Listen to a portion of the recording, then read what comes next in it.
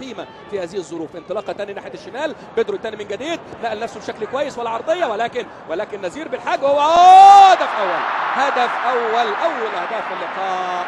توتر في العلاقة ما بين نزير بالحج وفقا لهذا الشكل وبهذه الطريقة بدون تسجيل، بدون ولا فرصة حقيقية باستثنائية.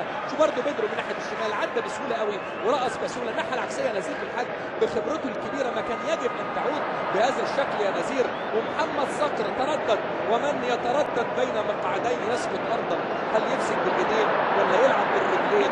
كان أدريانو في الموعد ليتقدم فريق برشلونة لأول أهداف اللقاء على السد. أدريانو هو صاحب هدف اللقاء الأول، النجم البرازيلي. الهدف الساتي جنبك روماريو يقول لك ناولني الجزمة دي، خد القميص ده. والهدف الثاني اهو، والهدف الثاني اهو برضه أدريانو، هو برضه أدريانو. قطعوا الكرة بسرعة، عملوا تمريرة عميقة بسرعة. هو ده الهجوم السريع في كرة القدم الحديثة، ده الهجوم السريع، في الهجوم المرتد، في الهجوم المنظم، في الهجوم السريع.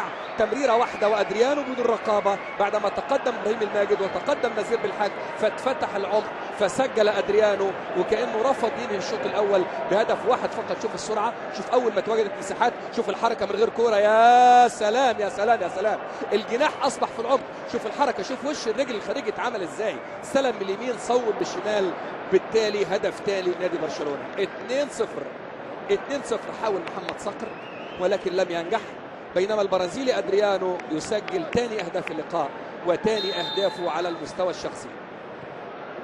2 من ضمن أفضل 3 حراس في قطر من وجهة نظر مدرب منتخب قطر البرازيل لازاروني. ادي الهدف الثالث، سيدو كيتا يسجل الهدف الثالث بمهارة، باقتدار، باختراقه في الأداء. تمريرة من ميسي، تمريرة شعارها خدمة توصيل الطلبات للمنازل. من هنا البداية ومن هنا الانطلاقة يا حبيبي على التمريرة يا حبيبي، خدمة توصيل الطلبات للمنازل. استلام ايه، تحضير ايه، هدف باتو، ظهور باتو النجم البرازيلي الكبير. انطلاقة ثاني ميسي الرابع عملها. ده ماكسويل ولا مين؟ نعم هو الباك الشمال ماكسويل، اخترق وانطلق وكأنه ريال مدريد خسر بالخمسة، ومن 6 أيام أو 4 أيام خسر ريال مدريد بالثلاثة.